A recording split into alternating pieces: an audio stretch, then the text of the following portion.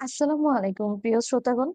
আমাদের voice of Smitha চ্যানেলের নিত্য নতুন গল্প পেতে এবং শুনতে আমাদের চ্যানেলটিকে সাবস্ক্রাইব করে এবং বেল আইকনে প্রেস করে পাশেই থাকুন। ধন্যবাদ সবাইকে।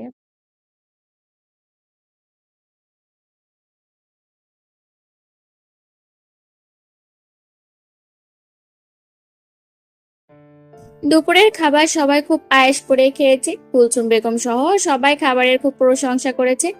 ব্যতিক্রম ছিল মাহতাব। সে কুলসুম বেগমকে খাইয়ে দিয়ে পরে নিজে খেয়েছে। রান্না খুবই ভালো হয়েছে, ধন্যবাদ মধু। তার প্রশংসার ঝুলি এখানেই শেষ। মধু তাতে মোটেও মন খারাপ হয়নি। মাহতাবকে প্রতিদিনের তুলনায় বেশি খেতে দেখে তার মন এমনিতেই প্রফুল্ল হয়ে গেছে। রুমের ঘটনার পর থেকে মধু যতটুকু পেরেছে মাহাতাব থেকে দূরে দূরে থেকেছে। একবারও তার সাথে চোকাচোকি হয়নি। মানুষটার সামনে গেলেই লজ্জায় তার নিঃশ্বাস বন্ধ হয়ে আসে। খাওয়া দাওয়া শেষে সবাই যখন নিজের রুমে চলে গেল, তখন বাধ্য হয়ে মধুর রুমের দিকে পা বাড়াতে হলো। মাহতাব এখনো রুমেই আছে। আজ ফ্যাক্টরিতে যাবে না সে, তাই বাসা থেকে একটু লেট করেই বেরোবে। মধু দরজার সামনে কিছুক্ষণ কাচুমাচু করে দাঁড়িয়ে রইল। লোকটা আবার তাকে কিভাবে লজ্জায় ফেলবে কে জানে। মাহতাব বুঝতে পারলো মধু বাইরে দাঁড়িয়ে আছে। ভেতরে আসো মধু। মধু হকচকিয়ে গেল। থম মেরে কয়েক সেকেন্ড দাঁড়িয়ে থেকে ধীর পায়ে রুমে ঢুকলো। মাহতাব সোফায় বসে ল্যাপটপে কাজ করছে। মধুর উপস্থিতি টের পেয়ে ল্যাপটপ বন্ধ করে মাথার পেছনে হাত গুজে গা এলিয়ে বসলো। দৃষ্টি মধুতে স্থির। মধু ভড়কে গেল। আঁচল টেনে আড়ষ্ট হয়ে খাটের পাশে দাঁড়িয়ে রইল। মাহতাব চোখের পলক ফেলছে না। চশমার ভেতরে চোখগুলো এক দৃষ্টিতে মধুকে অবলোকন করছে। মধু ঘামতে লাগলো। কাপা কাপা হাতে কপালের ঘাম মুছে আর চোখে মাহতাবকে দেখলো। আল্লাহ, এখনো তাকিয়ে। লোকটা এমন নষ্ট চোখে তাকিয়ে আছে কেন? এত ভদ্র মানুষের এমন একটা রূপ কেউ বিশ্বাস করবে? সে কি কাউকে গিয়ে গিয়ে বলবে এ কথা? সবাই পাগল ভাববে না তো? নিজের মনে তালগোল পাকিয়ে ফেললো মধু। মাহতাব এখনো মধুকে দেখছে। মধুর দিকে চোখ রেখে এসি টেম্পারেচার কমিয়ে দিল। মধুর বুক কাঁপছে। হৃৎপিণ্ড লাফিয়ে বাইরে চলে এলে বিপদ। এভাবে কি কি দেখছেন? তোমাকে। মাহতাব সোজা সাপটা জবাব। মধু আবারও ভড়কালো। এর পরিবর্তে কি বলা উচিত খোঁজায় ব্যস্ত হলো। হাজারবার খুঁজেও তার শব্দ ভান্ডার খালি। মাহতাব এবার নড়ে চড়ে বসলো। চোখের ওপর থেকে চশমাটা খুলে দু হাঁটুতে ভর দিয়ে বসে বলল, অনেক বছর এভাবে মুগ্ধ হয়ে কাউকে দেখা হয় না, তাই দেখছিলাম। আপত্তি আছে? মধু অস্থির চোখে তাকালো। তার অস্থির লাগছে, অস্বস্তিও হচ্ছে খুব। কিন্তু কিভাবে বলবে? এই যে এখনো কিভাবে তাকিয়ে আছে।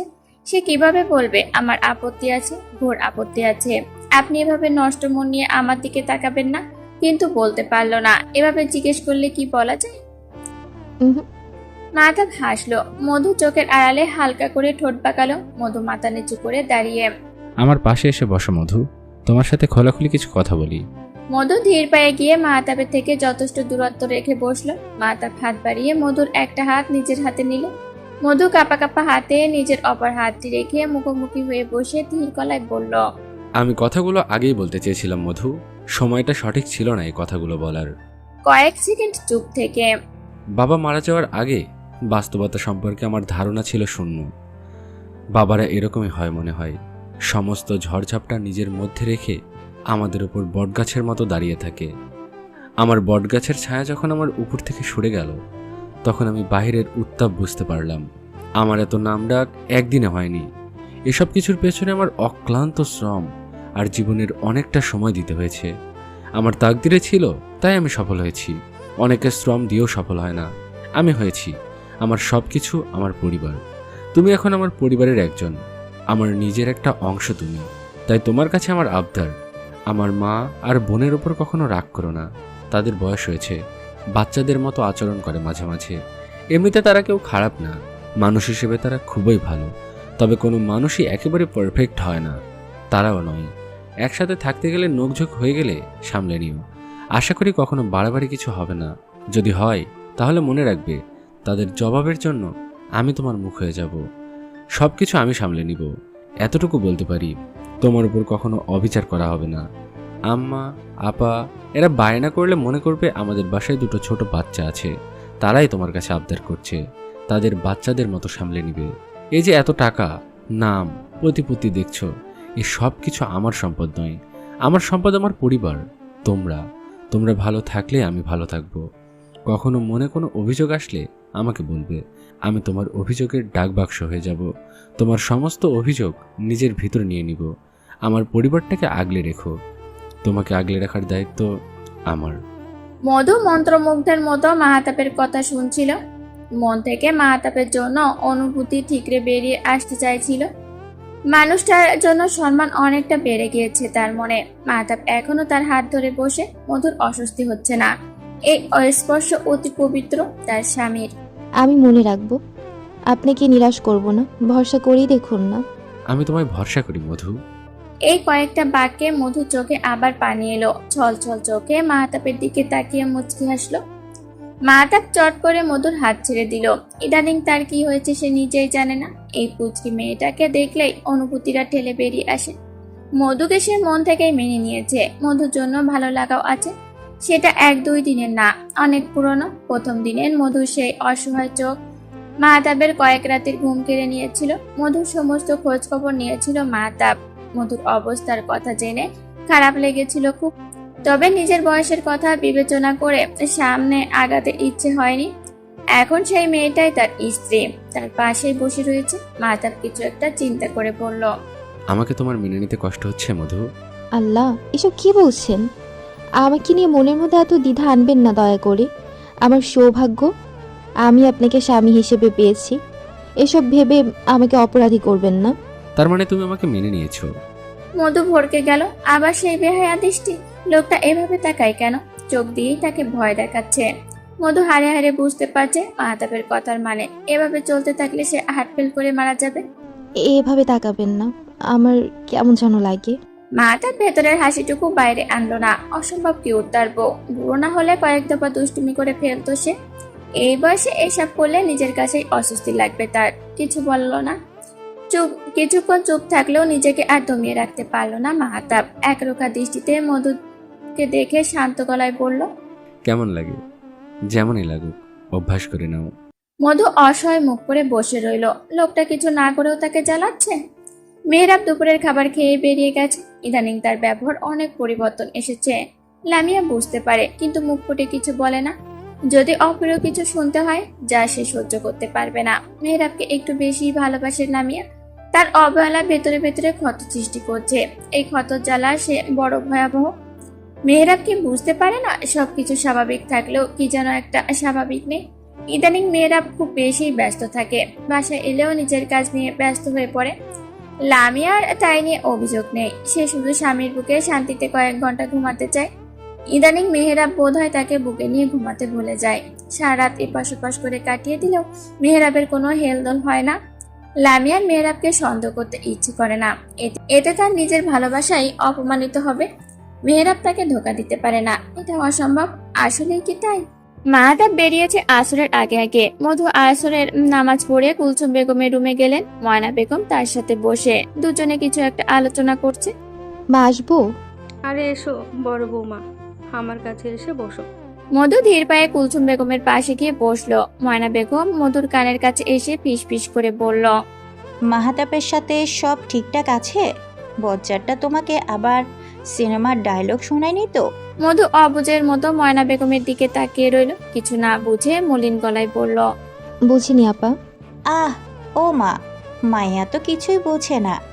শোনো, মাহাতাব কি তোমাকে খাটে জায়গা দিয়েছে, নাকি সিনেমার মতো বলেছে আমার খাটে তোমার জায়গা হবে না, যাও বেলকুনিতে গিয়ে শুয়ে পড়ো?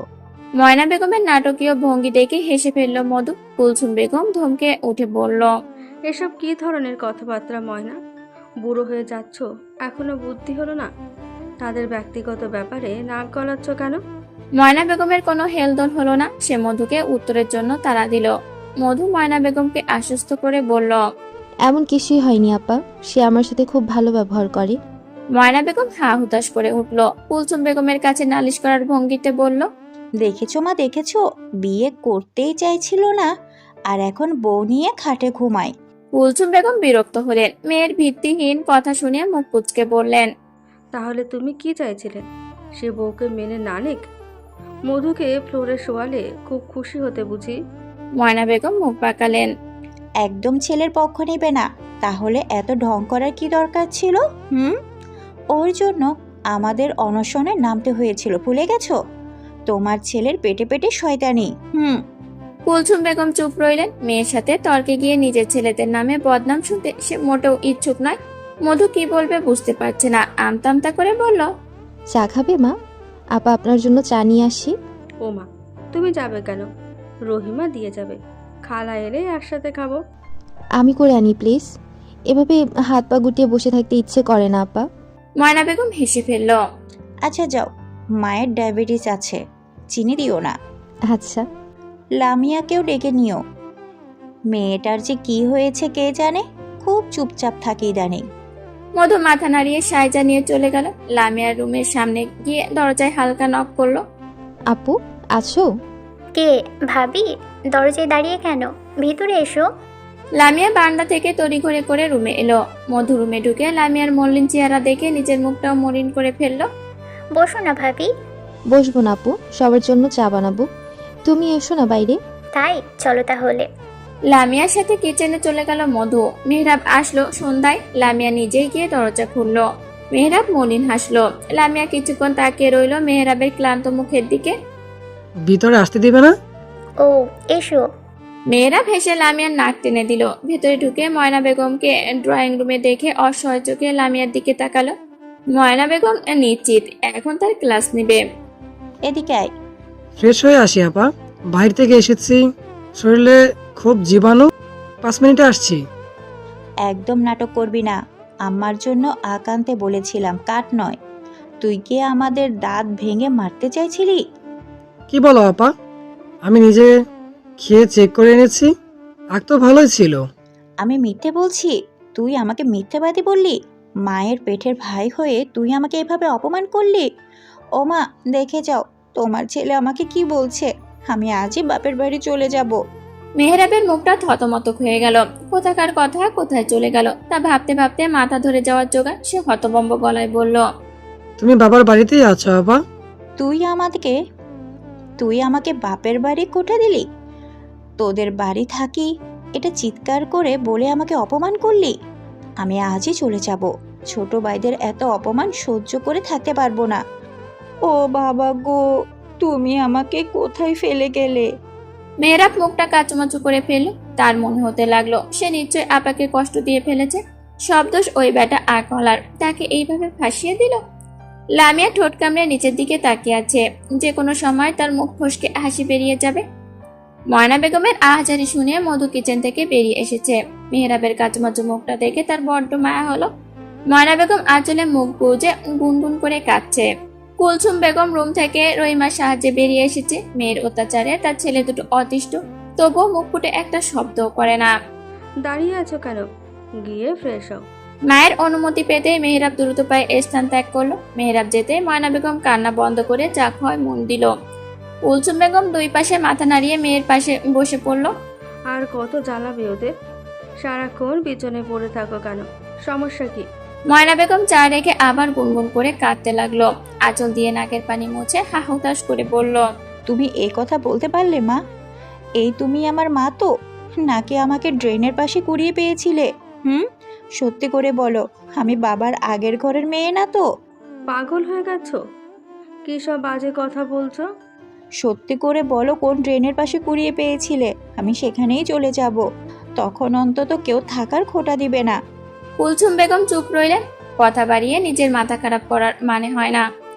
মধু অসহায় চোখে তাকিয়ে সব দেখছে। তার কি বলা উচিত, কি করা উচিত মাথায় আসছে না, তাই চুপ করে এক কোণে দাঁড়িয়ে রইল। লামিয়া মেহরাবের সাথে সাথেই রুমে ঢুকেছে। মাহতাব আসতে আসতে রাত 10টা বেজে গেল। মেহরাব ময়না বেগমের ভয়ে আর রুম থেকেই বের হয়নি। কখন আপার কোন কথার প্যাচে পড়তে হয় কে জানে। রাতে খাবার টেবিলে ময়না বেগমকে দেখা গেল না। মাহতাব জিজ্ঞেস করতেই লামিয়া সবকিছু খুলে বলল। মাহতাব দারোয়ানকে কল করে আখ নিয়ে আসতে বলে ময়না বেগমের রুমের দিকে পা বাড়ালো। আপার মেডিসিনগুলো বদলানো দরকার ভাই, ইদানিং বেশি করছে। মাহতাব দেখছি বলে ময়না বেগমের রুমে চলে গেল। আপা, আমি কারোর আপা না, আমাকে ড্রেনের পাশে রেখে আয়, আমি ওখানেই থাকবো। তুমি আমাদের একমাত্র আপা, তোমাকে ড্রেনের পাশে রেখে আমরা বাসায় থাকবো কি করে বলো? তার চেয়ে বরং আমরা সবাই ড্রেনের পাশে চলে যাব। ড্রেনের আশেপাশে একটা বাসা নিয়ে আগে। এখন চলো খাবে। তোরা কেন যাবি? তোরা তো ইব্রাহিম বাড়ির ছেলে, আমাকে কুড়িয়ে এনেছে, আমিই যাব। ক্ষুধা পেয়েছে আপা, আসো না। মাহতাবের ক্লান্ত মুখের দিকে তাকিয়ে নিজের জেদ ছেড়ে দিল ময়না বেগম। ভাইয়ের ক্লান্ত মুখে হাত বুলিয়ে আদুরি গলায় বলল, না খেয়ে আছিস কেন ভাই? খেয়ে নে। তোমাদের ছাড়া আমি খাই? চল চল, আগে খেয়ে নে। খাওয়ার পরে তোর ছোট ভাই আর বাবার দ্বিতীয় পক্ষের সাথে একটা হেস্তনেস্ত করব। আচ্ছা। ময়না বেগমকে ডাইনিং এ দেখে মেহরাব দাঁত বের করে হাসলো। নিজের চেয়ার ছেড়ে ময়না বেগমের পাশে বসে আহ্লাদি গলায় বলল, রাগ করো কেন আপা? আমি তো তোমার সাথে মজা করছিলাম। তোর হবে আদব, তোকে আমার ভালো করে চেনা আছে। আজ তো বত একটা, গিয়ে তোর মায়ের কোলে উঠে বসে থাক, আমার পাশে আসবি না। মেহরাব ময়না বেগমের কথায় পাত্তা না দিয়ে তাকে এক পাশ থেকে জড়িয়ে ধরল। ময়না বেগমের গালে চুমু খেয়ে শব্দ করে হাসলো। মাহতাব আর কুলসুম বেগম মুস্কি হাসলো। তুমিও বসে পড়ো মধু, আমরা নিজেদেরটা নিয়ে খেতে পারি, দাঁড়িয়ে থাকতে হবে না। মধুও বসে পড়লো তাদের সাথে। এই পরিবারটা দেখলে তার মন ভরে যায়। এত ভালোবাসায় ঘেরা পরিবারটা এখন তার নিজের। এই ভালোবাসাময় মানুষগুলোও তার। কয়েক দফা বৈঠক শেষ করে রুমে যেতে যেতে 12টা বাজলো। মাহতাব আজ খুব ক্লান্ত, কয়েক জায়গাতে দৌড়াতে হয়েছে আজ। আপাকে কিন্তু আমার দারুণ লাগে। মধু হাসি মুখে কথাটা বলে বিছানা ঠিক করতে লাগলো। মাহতাব কপালে হাত রেখে সোফায় গা এলিয়ে বসেছিল। মধুর কথা শুনে সোজা হয়ে বসলো। ধীর পায়ে হেঁটে মধুর পেছনে দাঁড়িয়ে মন্তর গলায় বলল, আর আপার ভাইকে? মধু কেঁপে উঠলো। হকচকে ঘুরতে গিয়ে মাহতাবের বলিষ্ঠ বুকে ধাক্কা খেয়ে বিছানায় বসে পড়ল। বললে না তো? মধু অসহায় মুখে হাত কসলাতে লাগলো। মাহতাব এখনো দাঁড়িয়ে, যেন জবাব না নিয়ে সে যাবে না। আপার ভাইকে তোমার কেমন লাগে বললে না তো মধু? মধু দ্বিধান্বিত চোখে তাকালো মাহতাবের দিকে। মাহতাব পকেটে হাত কুচে দাঁড়িয়ে, মুখ দেখে মনে হচ্ছে এই মুহূর্তে উত্তর দিতে না পারলে তাকে শূন্য দিয়ে ফেল করানো হবে। মোটা বেদ দিয়ে দুঘা লাগিয়েও দিতে পারে। মধু আড়ষ্ট ভঙ্গিতে বলল, ভালো। শুধু ভালো? মধু অসহায় বোধ করলো। মনে মনে লোকটাকে খুব জেদি ঘোষিত করে আচ্ছা করে ছেড়ে দিল। ঘুমাতে হবে মধু, একটু তাড়াতাড়ি বললে ভালো হয়। মাহতাবের কথা শেষ হতেই মধু টান টান হয়ে শুয়ে পড়লো। মাহতাব এখনো ঠায় দাঁড়িয়ে। মধু মাহতাবকে মেয়েকে তাড়া দিয়ে বলল, তাড়াতাড়ি শুয়ে পড়ুন, কাল অফিস আছে না? ঘুমাতে হবে তো, 1টা বাজলো প্রায়। মাহতাব শান্ত গলায় বলল। উত্তর না দিলে ঘুমাতে দিব না। মধু অসহায় গলায় বলল, আপনি আমার সাথে এমন করছেন কেন? আপনি কি রেগে আছেন? মাহতাবের সোজা জবাব, না। কাল উত্তর দেব, এখন ঘুমান প্লিজ। আচ্ছা। ও, আমি তোমাকে একটা কথা বলতে ভুলে গিয়েছিলাম মধু। তুমি কিন্তু রাতে মারাত্মক নাক ডাকো, সেজন্য মাঝে মাঝে আমার তোমাকে শক্ত করে জড়িয়ে ধরতে হয়। ভেবো না আমি ইচ্ছে করে জড়িয়ে ধরি, শুধু নাক ডাকা বন্ধ করার জন্য ধরি। আমাকে ভুল বুঝবে না, ঠিক আছে? মধু তড়াক করে উঠে বসলো। চোখ বড় বড় করে তাকিয়ে হতভম্ব গলায় বলল, কি বলছেন? আমি সত্যি নাক ডাকি? আগে তো কেউ কখনো বলেনি। মাহতাব বিছানায় আর এক পাশে নিজের গা এলিয়ে দিয়ে গম্ভীর গলায় বলল, আগে কি তোমার বর ছিল? এখন তোমার বর আছে, সে রাতে মনোযোগ দিয়ে তোমার নাক ডাকা শোনে, তাই আজ তুমি জানতে পারলে। কয়েক বছর আগে বিয়ে করলে আগেই জেনে যেতে। ভেরি ভেরি ব্যাড লাক মধু। মাহতাবের আফসোস শুনে মধুর চোখ টলমল করে উঠল। নিজের এমন সাংঘাতিক একটা সমস্যা জানে না ভেবে নিজেকে বুড়ি গঙ্গায় ভাসিয়ে দেওয়ার ইচ্ছে হলো খুব। কি আশ্চর্য, এই জীবন তার 16 আনায় বৃথা।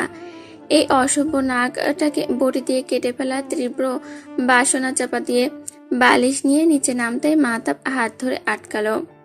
মধুকে নিজের পাশে বসিয়ে শান্ত গলায় বলল, কোথায় যাচ্ছ?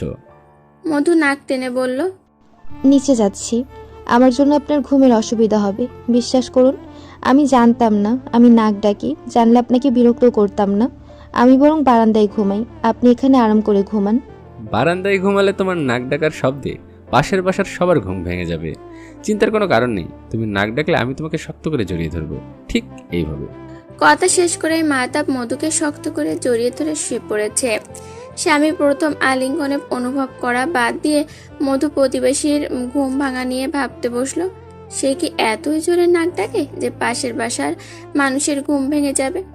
এই যে এখন নাক থেকে শব্দ বের হওয়ার ভয়ে সে খুব ধীরে ধীরে শ্বাস নিচ্ছে। এভাবে নিলে তো আর কারো ঘুম ভাঙবে না। আচ্ছা, নাকে একটা ক্লিপ লাগিয়ে নিলে কেমন হয়? হিজিবিজি ভাবতে ভাবতে মধু ঘুমিয়ে গেল। মাহতাব তার সহজ সরল বইয়ের দিকে তাকিয়ে মুচকি হাসলো। বুকের সাথে আর একটু গভীরভাবে জড়িয়ে ধরে চুমু দিয়ে ধীর গলায় বলল, ভালোবাসার নাম্বার প্যাচ। ভোর 4:30টায় ঘুম ভাঙলো মধুর। নিজেকে মাহতাবের বাহুবন্ধনীতে দেখে লাফিয়ে উঠল। ভয়ার্ত চোখে মাহতাবের কোচকানো গেঞ্জির দিকে তাকিয়ে কাঁপা কাঁপা হাতে তা ঠিক করে দিল। এখন কি সে ঘুমের মাঝে মানুষের গেঞ্জি ধরে টানাটানি করে নাকি? এই অভ্যাস কবে থেকে হলো? কি আশ্চর্য, কি আশ্চর্য। ওয়াশরুম থেকে উজু করে এসে দেখে মাহতাব উঠে পড়েছে। ঘুমে ফোলা ফোলা চোখে কুচকে বিছানায় বসে আছে। ঘুম ঠিকভাবে না হওয়ার দরুন মাথা ব্যথা করছে, চোখও হালকা জ্বালা পোড়া করছে। মধু মন খারাপ হয়ে গেল। বেচারা রাতে তার জন্য ঘুমাতে পারেনি হয়তো। মুখ কালো করে মাহতাবের কাছে গিয়ে ধীর গলায় বলল, মসজিদে যাবেন না? যাব। আচ্ছা, আমি নামাজের রুমে গেলাম। যাও। মধু বিষণ্ণ মনে নামাজ আদায় করতে চলে গেল। মাহতাব সেদিকে তাকিয়ে রইল। মেয়েটা এত আদুরে কেন? সকালে মাহতাব আজ দেরি করে উঠেছে। নামাজ পড়ে এসে আরো কয়েক ঘন্টা ঘুমিয়েছে সে। ঘুম ঠিকভাবে না হলে সারাদিন খারাপ যাবে, কোনো কাজ ঠিক হবে না। নাস্তার টেবিলে মেহরাব বাদে বাকি সবাই মাহতাবের জন্য অপেক্ষা করছে। লামিয়া উদাস মনে বসে আছে। ময়না বেগম কয়েকবার খেয়াল করলেও কিছু বলেনি। ইদানিং মেহরাব খুব সকাল সকাল বেরিয়ে যায়, আসেও খুব দেরি করে। লামিয়ার মন খারাপের কারণ সে কিছুটা আঁচ করতে পারছে, তবে ভাইয়ের ওপর তার বিশ্বাস এক চুলো কম নেই। তার ভাইয়েরা লাখ একটা, তাই সে নিশ্চিন্ত। ময়না বেগম নিজেও ডিপ্রেশনের রোগী। সে চায় না লামিয়া অযথা মন খারাপ করে ডিপ্রেশনে তলিয়ে যাক। আগে মেহরাবের খবর নিতে হবে। ভাইয়ের ওপর তার পূর্ণ ভরসা আছে, কিন্তু তার ভাই মানুষ, আর মানুষ বদলায়। মেহরাব যদি বদলে গিয়ে কোনো কেলেঙ্কারি করে থাকে, তাহলে তো সে লামিয়াকে নিজে দাঁড়িয়ে থেকে আবার বিয়ে দেবে। মনে মনে পাশের বাসার হ্যান্ডসাম ছেলেকে লামিয়ার জন্য ঠিকও করে ফেললো। যৌতুক হিসাবে মা আর মাহতাবকে পটিয়ে এই বিল্ডিং এর 2nd ফ্লোর লিখে দেবে লামিয়ার নামে। স্বামী নিয়ে সে এখানেই থাকবে। মেহরাবের চোখের সামনে বরের হাত ধরে ঘুরে বেড়াবে লামিয়া। তখন বেয়াদবটা বুঝবে কেমন লাগে। ময়না বেগমের বিস্তর পরিকল্পনার মাঝে মাহতাব উপস্থিত হলো। চোখগুলো লাল হয়ে ফুলে আছে। কুলসুম বেগম চিন্তিত হলেন, ব্যস্ত গলায় বললেন, তোমার চোখে কি হয়েছে বাবা? এভাবে ফুলে গেছে কেন? রাতে ঘুমাওনি? ঘুমিয়েছি আম্মা, মাথা ব্যথা করছে তাই এমন দেখাচ্ছে। ঠিক হয়ে যাবে। খেয়ে মেডিসিন নিয়ে নাও। আজ পারলে অফিস মিস দাও। অসুস্থ শরীর নিয়ে অফিস যেতে হবে না। যেতেই হবে আম্মা, অনেক কাজ জমে আছে। আমি তাড়াতাড়ি ফিরে আসার চেষ্টা করব। চিন্তা করবেন না, বেশি খারাপ লাগলে বাসায় চলে আসবো। কুলসুম বেগম মাথা নাড়ালে। ছেলের কাজের বেলায় খুব দায়িত্বশীল, তাই তাকে আটকানো উচিত হবে না। মধুর মুখ কালো দেখে ময়না বেগম ভুরু কুঁচকে গেল। এখন কি ওর জন্য ছেলে খুঁজতে হবে নাকি? এভাবে মুখ পুলিয়ে রাখার কি হলো? চোখ ছোট ছোট করে মাহতাবের দিকে তাকিয়ে পরোটা চিবাতে লাগলো সে। এই বদ আবার কি করেছে? ছোট বউ এনে দিয়েছি, সারাক্ষণ বউয়ের আগে পিছে ঘুরবে, তা না করে ফ্যাক্টরির আগে পিছে ঘুরছে। আহ, বউগুলোর কপাল খারাপ। কুলসুম বেগম খেতে খেতে মাহতাবকে বললেন, শেষ বয়সে এসে বিয়ে করেছো। বছর ঘুরতে নাতি নাতনির মুখ দেখতে চাই। কবে মরে যায় ঠিক নেই। মরার আগে অন্তত বংশের প্রদীপ দেখে যেতে চাই। মাহাতাম বাদে সবার খাওয়া থেমে গেল। মধু মাথা নিচু করে বসে আছে। লামিয়ার আবার মন বিষণ্ণতায় ভরে উঠল। ময়না বেগম মাকে কিছু বলতে গিয়েও থেমে গেল। মাহতাব যখন আছে তখন তার মুখ খোলার দরকার নেই, কিন্তু সবাইকে অবাক করে দিয়ে মাহতাব ছোট্ট করে জবাব দিল, আচ্ছা। মধু চোখ বড় বড় করে তাকালো মাহতাবের দিকে। আচ্ছা? আচ্ছা মানে কি? বাচ্চা কি অনলাইনে অর্ডার করেছে নাকি? এভাবে আচ্ছা বলে তার হার্ট অ্যাটাক করার অপচেষ্টা কেন করা হচ্ছে? লোকটার কোনো সিক্রেট বাচ্চা কাচ্চা নেই তো? কি ভয়ঙ্কর! ময়না বেগম আর্তনাদ করে উঠলেন। মায়ের দিকে তাকিয়ে অভিযোগের স্বরে কিছু বলতে কেউ বলল না। মায়ের আহ্লাদে আটখানা মুখ দেখে নিজেকে কন্ট্রোল করে ফেললো। লামিয়া নিজেও অবাক হয়ে তাকিয়ে আছে। মাহতাব ব্রেকফাস্ট শেষ করে সবাইকে বলে বেরিয়ে গেল। মধুর মনটা আবার খারাপ হয়ে গেল। শুধুমাত্র তার নাক ডাকার জন্য একটা সুস্থ মানুষ এভাবে অসুস্থ হয়ে গেল। এখন কেমন ভুলভাল বকছে। কষ্টে তার গলার খাবার আটকে গেল। মনে মনে সে কঠিন সিদ্ধান্ত নিয়ে ফেলল। আজ থেকে আর রাতে ঘুমানো যাবে না। দরকার হলে বুড়োর কাছে চোখ টেপ দিয়ে আটকে দেবে, তবুও ঘুমাবে না। তাতে যদি মানুষটা সুস্থ হয়। তপ্ত দুপুরে রোদে প্রখরতায় মাটি ফেটে চৌচির হওয়ার অবস্থা। প্রচন্ড গরমে মানুষের জীবন হাঁসফাঁস করছে, তবুও কেউ থেমে নেই। হকার থেকে রাস্তায় ভিক্ষে করা বৃদ্ধ, রিক্সাওয়ালা থেকে দিনমজুর, কারোর বিশ্রাম নেওয়ার ফুলস্রোত নেই। ঘামে ভেজা শার্ট গায়ের সাথে লেপটে গেলেও কেউ বসে দুদণ্ড ছায়ার নিচে বসে নিজের ক্লান্ত শরীরটাকে একটু স্বস্তির পর দিতে চায় না, কারণ তাদের কাঁধে আছে এক গোটা সংসারের দায়িত্ব। তাই বসে কিছুকাল জিরিয়ে নেওয়া তাদের জন্য বিলাসিতা ছাড়া কিছুই না। রাজধানীর নিউ মার্কেট এরিয়াতে জ্যামে আটকে এসব ভাবছিল লামিয়া। সকালে নাস্তা করে সে বাসা থেকে বেরিয়েছে। অনেকদিন পর আজ সব বন্ধুরা একসাথে হবে।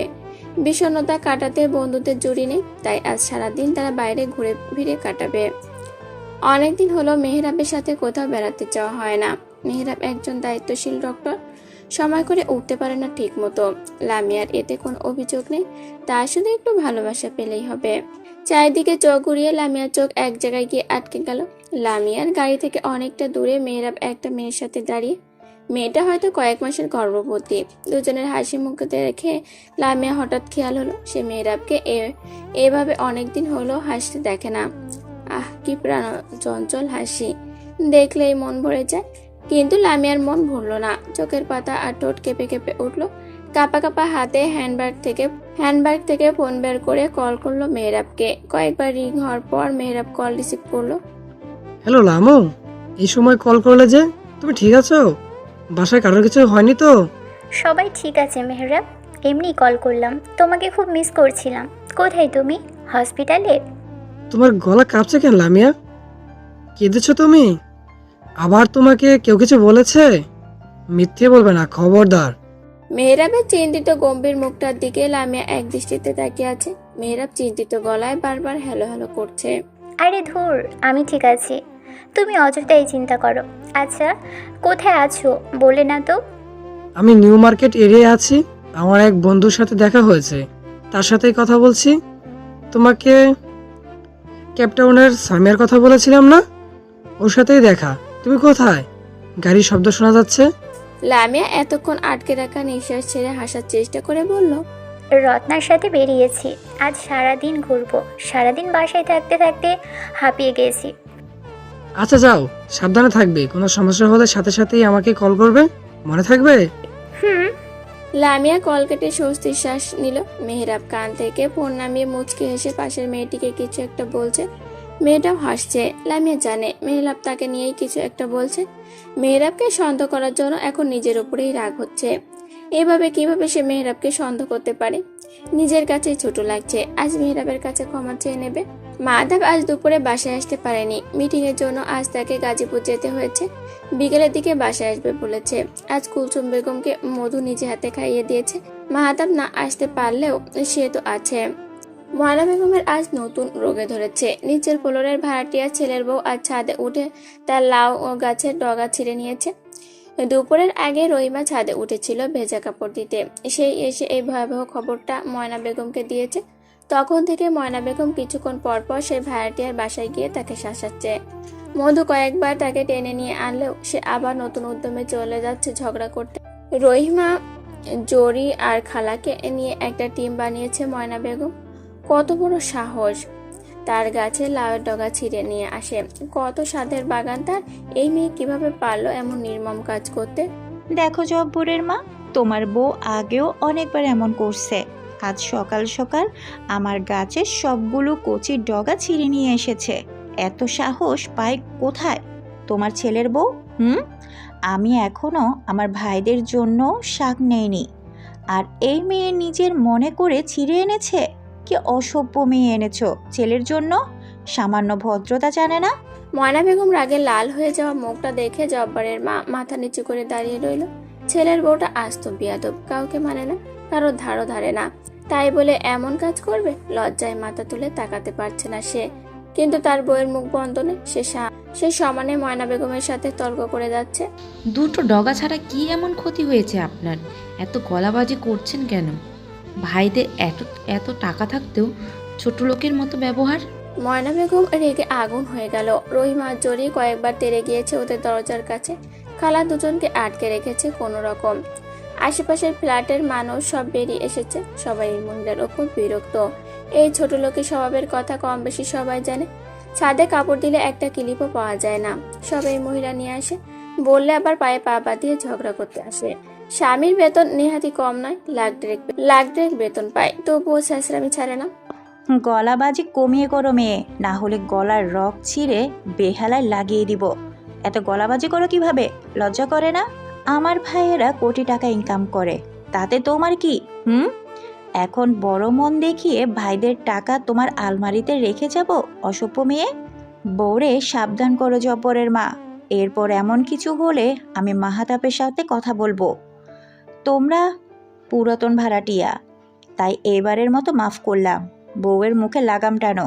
জব্বর অফিস থেকে আসলে আমার সাথে দেখা করতে বলবা। মধু অসহায় চোখে দোতলার সিঁড়ির কাছে দাঁড়িয়ে আছে। ময়না বেগমকে টেনেও সরানো যায়নি।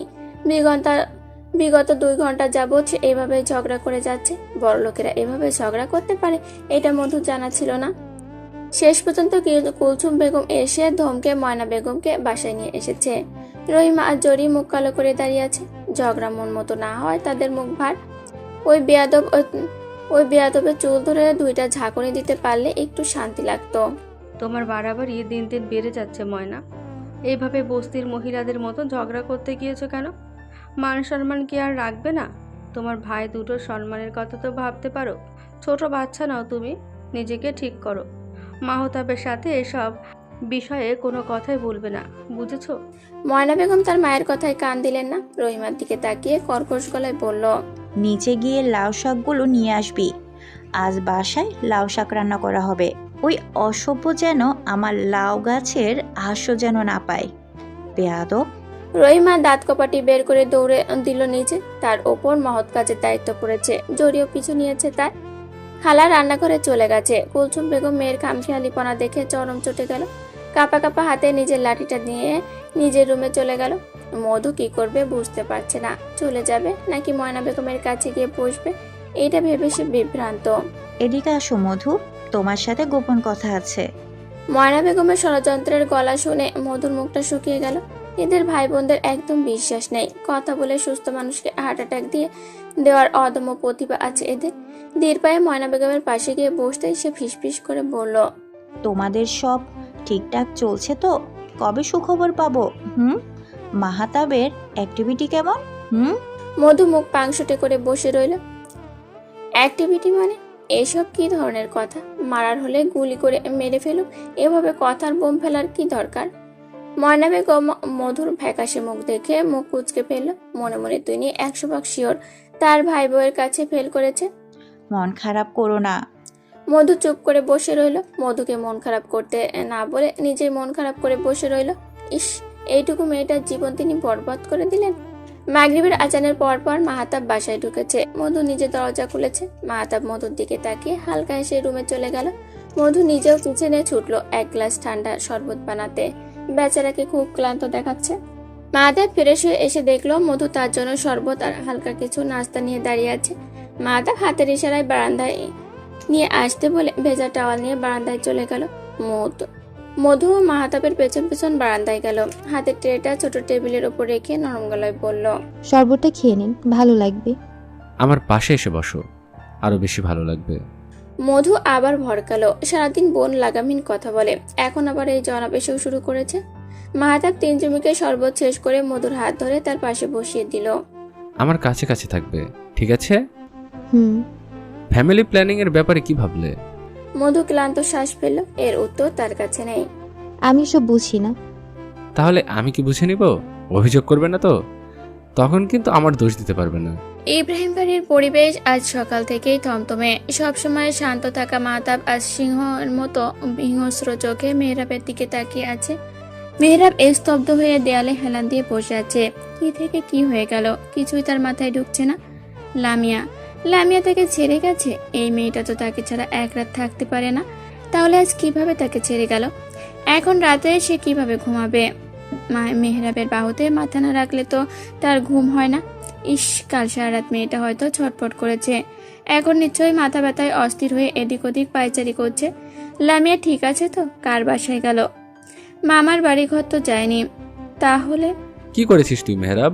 মেয়েটা বাড়ি ছাড়লো কেন? সত্যি করে বল। ময়না বেগম সহ বাসার সবাই খেপে গিয়ে উঠল। মধু এক কোণে দাঁড়িয়ে ফুপিয়ে কাঁদছে।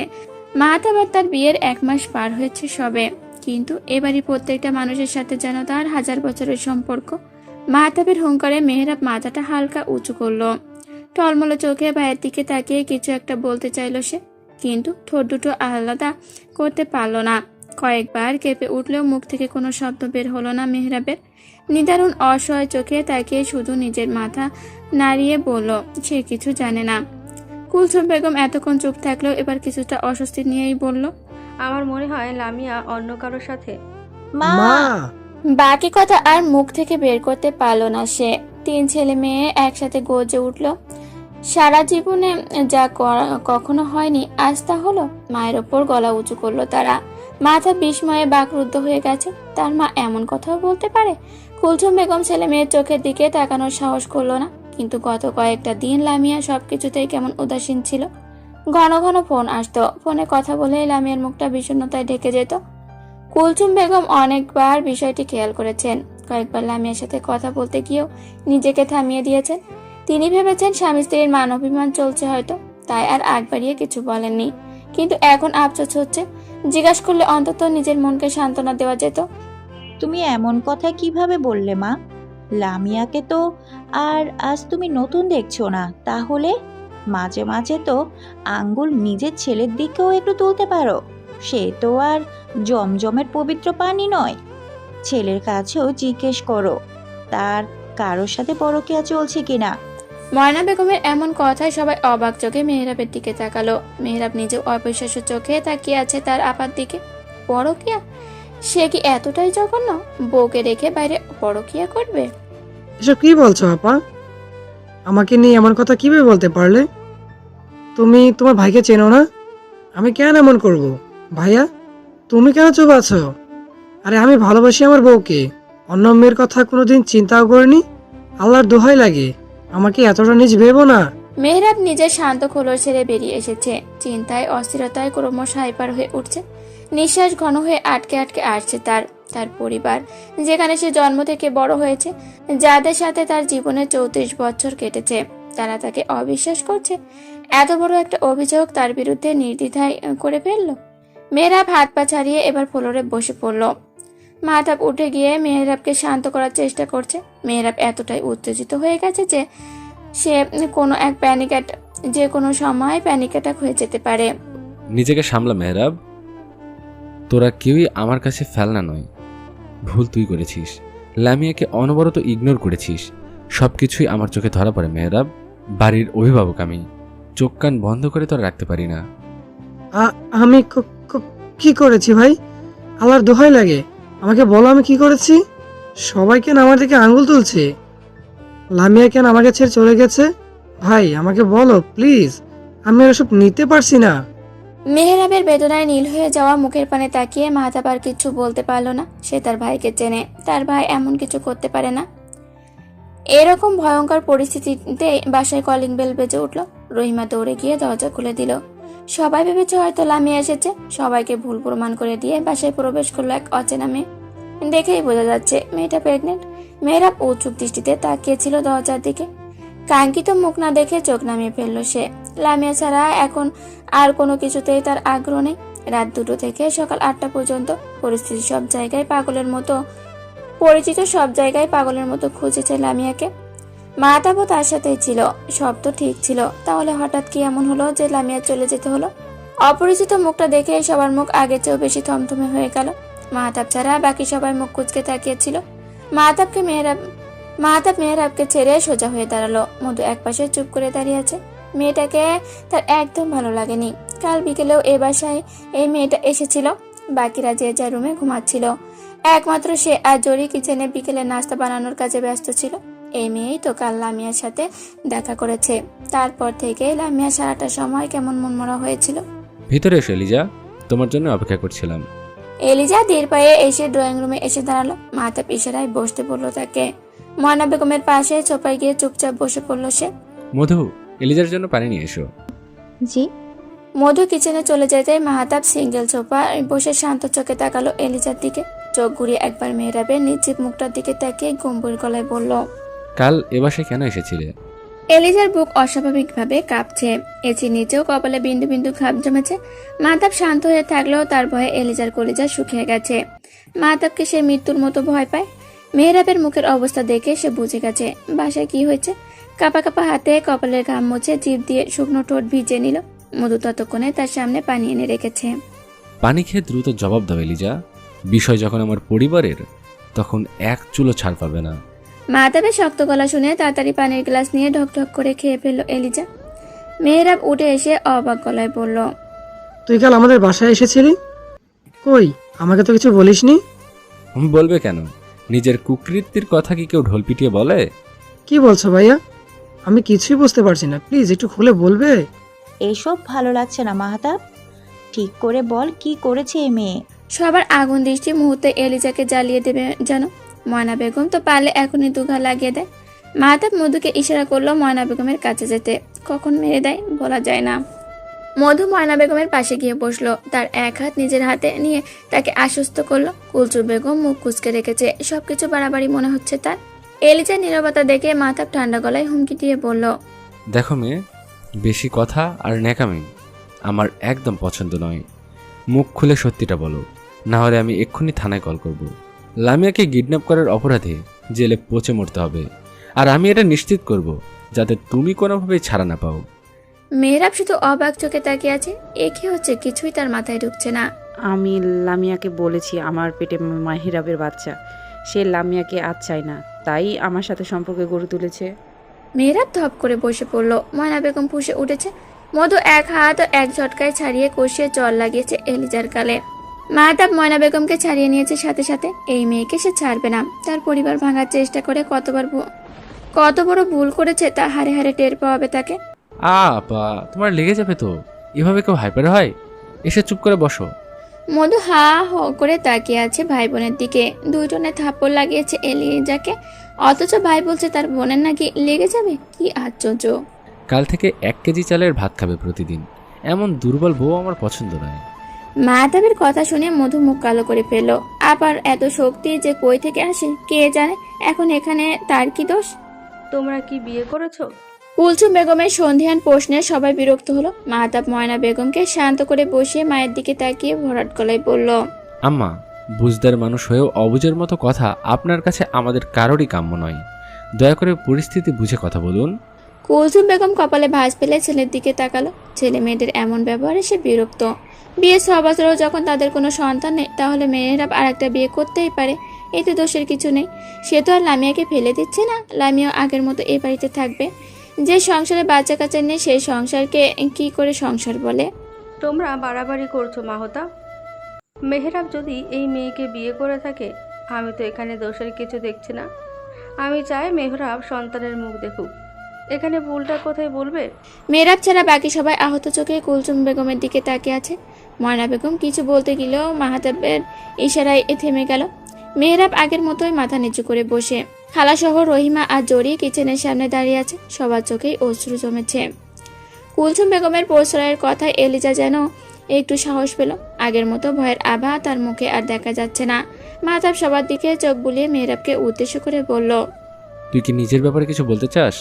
মেহরাব কারোর দিকে তাকালো না। দেয়ালে মাথা ঠেকিয়ে চোখ বন্ধ করে রইল সে। পুরো জীবনটাই অর্থহীন লাগছে তার কাছে। পরিবারের মানুষগুলোও তাকে বিশ্বাস করছে না। লামিয়া তাকে ছেড়ে চলে গেছে। এখন আর নিজেকে নির্দোষ প্রমাণ করে কি হবে? সবার এমন খাপছাড়া ব্যবহার দেখে ময়না বেগম তেতে উঠল। এলিজার দিকে তেড়ে গিয়ে রাগে গড়গড় করে বলতে লাগলো, এই মেয়ে, মুখ খোলো। এরকম নোংরা কাজ কেন করেছিস? আমার ভাই কোনোদিনও এমন কাজ করবে না, আমরা সবাই তা ভালো করেই জানি।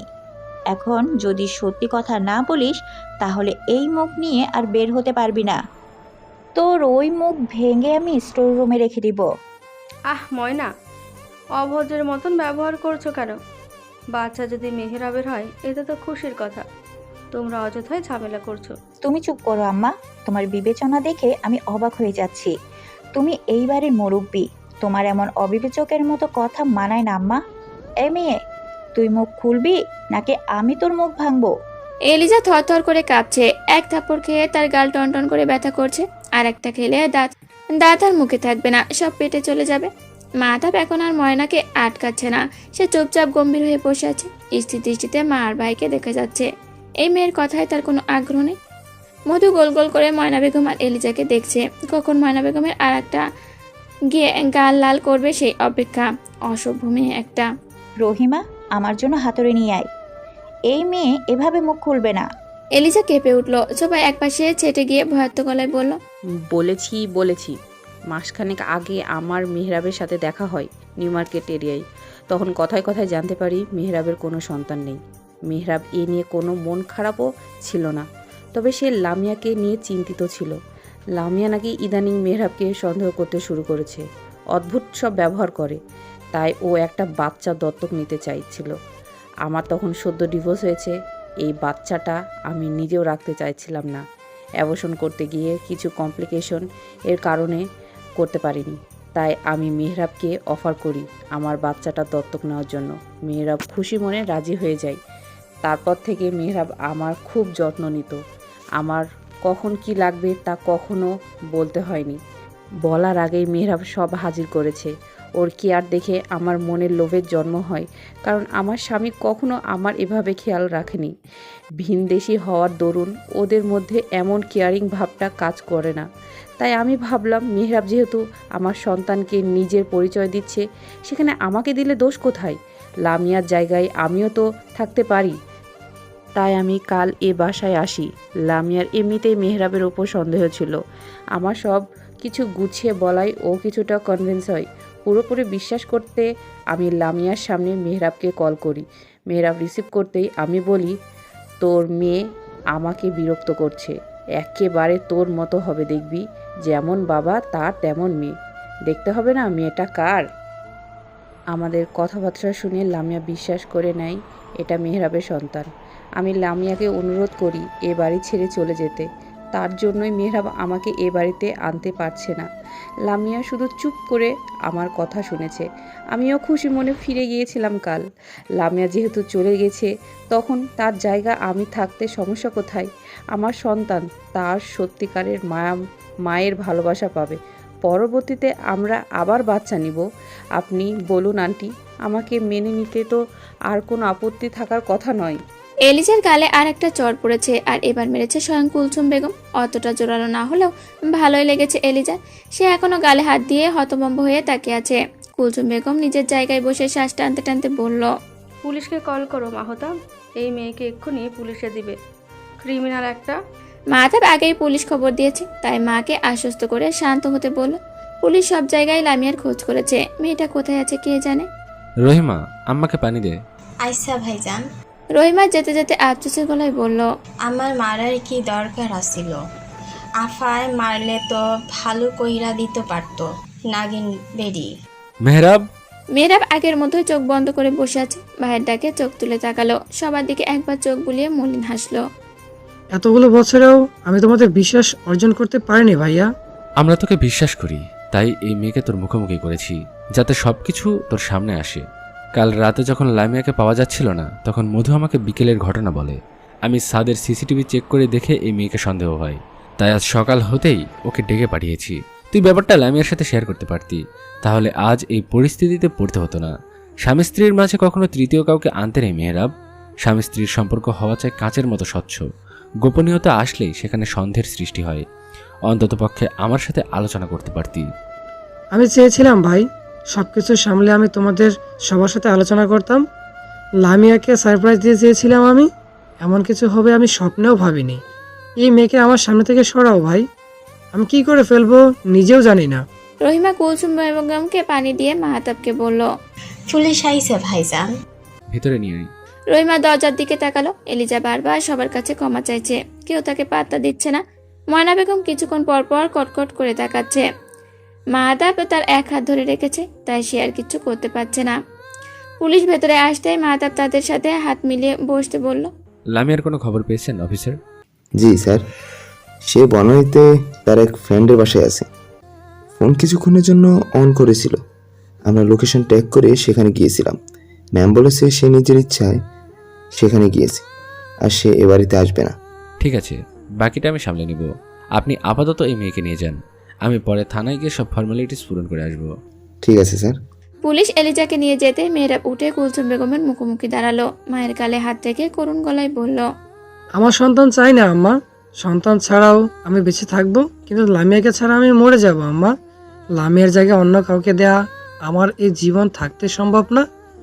ওকে আর এসব নিয়ে কিছু বলো না আম্মা, ও মানসিকভাবে অসুস্থ হয়ে পড়েছে। আমি অনুরোধ করছি আম্মা, ভাই, আমি লামিয়াকে আনতে যাচ্ছি। আমি ওকে নিয়ে ফ্ল্যাটে ফিরে যাব। তুমি কি যাবে আমার সাথে? হুম। দুই ভাই বেরিয়ে গেল। ময়না বেগম আঁচলে মুখ গুজে কাঁদছেন। লামিয়াকে মেহরাব আর এখানে আনবে না। মধুর মনও খুব খারাপ হয়ে গেছে। লামিয়াকে ছাড়া বাসা পাকা পাকা লাগে। বাসার সবার মন খারাপ হয়ে গেল। লামিয়ার সামনে মাথা নিচু করে বসে আছে মেহরাব। লামিয়ার বান্ধবী মনি কিচেনে মেহরাবের জন্য চা নাস্তার ব্যবস্থা করছে। মেহরাবের শুকনো মুখে বলে দিচ্ছে সকাল থেকে তার পেটে কিচ্ছু পড়েনি। মেহরাব আসার পর থেকেই চুপ করে আছে। লামিয়ার প্রতি অভিমান তার মুখ থেকে কথা বের করতে দিচ্ছে না। মাধব এসেই লামিয়াকে কড়া ধমক দিয়েছে। এরকম বোকামি কেউ করে? আমরা কি সবাই মরে গিয়েছিলাম? আমাদের বলা যেত না? তুমি কাজটা ঠিক করনি লামিয়া। অন্তত মেহরাবের সাথে বসে সব ডাউট ক্লিয়ার করতে পারতে। সম্পর্কে বিশ্বাস আর ভরসা থাকতে হয়। ভালোবাসাহীন সম্পর্ক তুমি বয়ে বেড়াতে পারবে, কারণ একসাথে থাকতে গেলে ভালোবাসা না হলেও একটা মানুষের প্রতি মায়া জন্মে যায়, আর ভালোবাসার চেয়ে মায়া প্রখর। কিন্তু বিশ্বাস আর ভরসা না থাকলে ভালোবাসার সম্পর্কও ভাঙতে সময় লাগে না। আশা করি এমন বোকামি আর কখনো করবে না। লামিয়া নীরবে অশ্রু ঝরাচ্ছে। তার ভুলটা কোথায়? সে তো মেহরাবের ভালোর জন্যই তাকে ছেড়ে এসেছে। মাহতাব সংক্ষেপে সবকিছু খুলে বলল লামিয়াকে। লামিয়া অপরাধ বোধে মেহরাবের দিকে তাকাতে পারছে না। মেহরাব আসার পর থেকে একবারও তার দিকে তাকায়নি। এতেই লামিয়ার কষ্টে বুক ফেটে যাচ্ছে। সে কি অনেক বেশি কষ্ট দিয়ে ফেলেছে মেহরাবকে? মনি টেবিলে নাস্তা দিয়ে লামিয়াকে ডেকে বলল, ভাইদের নিয়ে টেবিলে আয়, আগে খাওয়া দাওয়া, তারপর বাকি কথা বলা যাবে।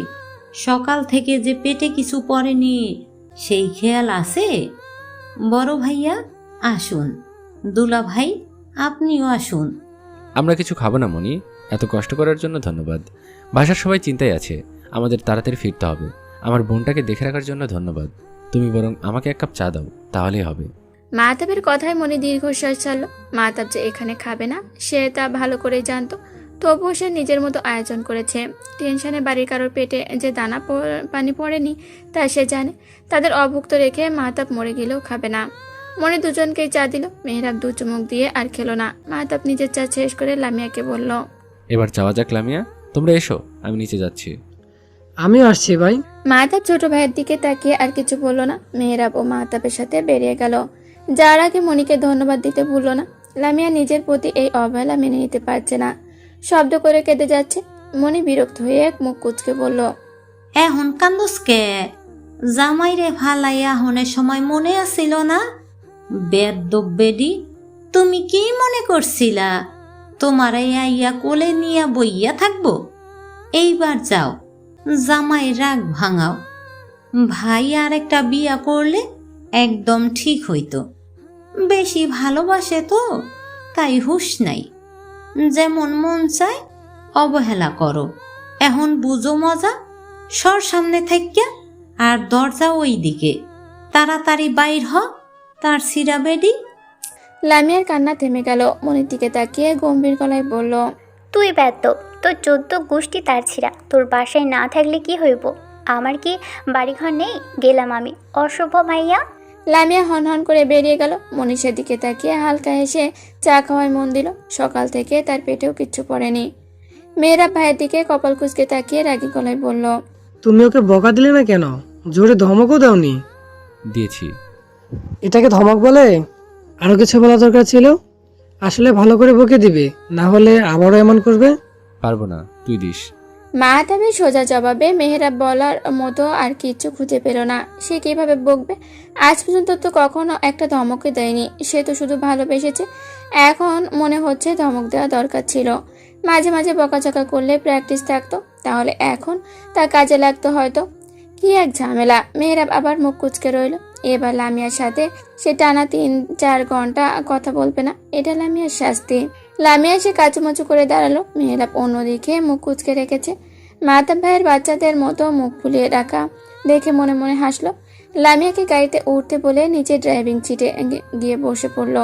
মেহরাব হন্তদন্ত হয়ে বলল, তুমি ওখানে বসলে কেন? আমি চালাচ্ছি। পিছনে বস। ভাইয়ের গম্ভীর গলা শুনে মেহরাব আর কিচ্ছু বললো না। চুপচাপ লামিয়ার পাশে গিয়ে বসে পড়লো। তবে লামিয়ার দিকে ফিরেও তাকালো না। আমিও বাড়ি যাব ভাইয়া। কিন্তু মেহরাব ফ্ল্যাটে যেতে চাইছে। লামিয়া মেহরাবের দিকে একবার আর চোখে তাকিয়ে মিনমিনে গলায় বলল, আমার ওখানে একা একা থাকতে ভালো লাগে না, বাড়িতে নিয়ে চলুন না। মাহতাব মেহরাবের দিকে একবার তাকিয়ে মুচকি এসে বলল। ঠিক আছে। মেহরাব আর কিছু বলল না। সবার প্রতি তার ভালোবাসা আছে, শুধু তার বেলায় অবিচার। বাসায় পৌঁছাতেই সবাই লামিয়াকে ঘিরে ধরলো। ময়না বেগম কতক্ষণ বকাঝকা করে আবার নিজেই জড়িয়ে ধরে বসে আছে। মধু এক পাশ থেকে জড়িয়ে ধরে আছে লামিয়াকে। সবার এত ভালোবাসা দেখে লামিয়ার চোখে আবার ভরে উঠল। কুলসুম বেগম এসে মাথায় হাত বুলিয়ে দিয়ে গেছেন, এমন যেন আর কখনো না করে তাও বুঝিয়ে বলেছে।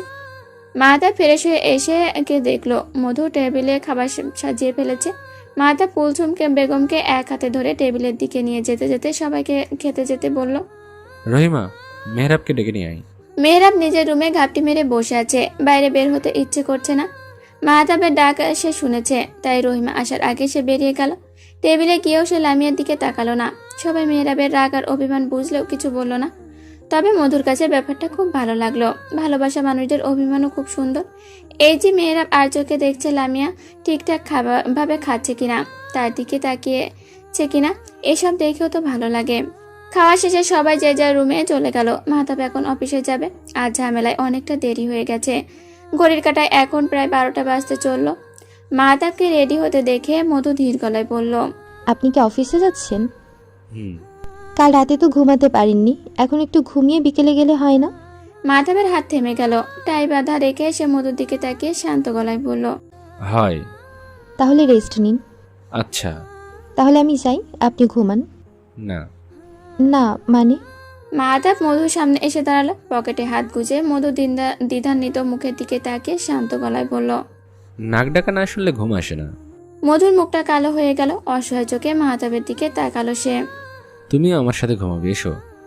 আমার ঘুম আসছে না। তোমার চোখ লাল হয়ে আছে, তুমিও কাল থেকে ঠিক করে ঘুমাওনি।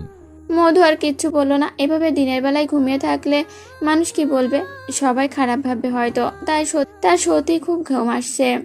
কেউ কিছু বলবে না, চুপচাপ শুয়ে পড়ো, আমি চেঞ্জ করে আসছি। হুম। মাহতাব চেঞ্জ করে এসে দেখে মধু আগের মতো দাঁড়িয়ে আছে। ঘুমাওনি কেন? হ্যাঁ হ্যাঁ হ্যাঁ, ঘুমাচ্ছি। মধু কাজুমাজু করে গিয়ে একপাশে শুয়ে পড়লো। মাহতাব জানাল পর্দাগুলো টেনে দিয়ে নিজের মধুর গা ঘেঁষে শুয়ে পড়লো। একটু ঘুমিয়ে নেওয়া দরকার। দূরে কেন, আমার কাছে এসে ঘুমাও। মধু মুখটা শুকিয়ে গেল। মাহতাবের কাছাকাছি শুতে তার ভয় করে, যদি হাত পা লেগে যায়। এমনিতেই তার নাক ডাকার জন্য বেচারা ঘুমাতে পারে না। আমি শক্ত করে ধরে রাখবো তোমায়, হাত পা ছুটতে পারবে না। এসো, এবার ঘুমাও। মধু বোকা বনে গেল। মনের কথা বুঝলো কি করে? সে কি জোরে জোরে বলে ফেলেছে?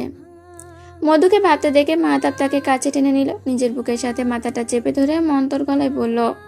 বুড়ো বলে আমাকে বেরসিক ভাবার কারণ নেই, তোমার বর যথেষ্ট রোমান্টিক, দেখবে। মধু দ্রুত মাথা নাড়িয়ে না বলার চেষ্টা করলো, কিন্তু মাহতাবের বুক আটকে থাকায় কথা বলতে পারলো না। মাহতাব মধুকে কিছু বলার সুযোগ না দিয়ে মধুর কপালে চুমুকিয়ে ধীর গলায় বলল। ভালোবাসার নম্বর 32, দেখেছো তোমার বর কত রোমান্টিক।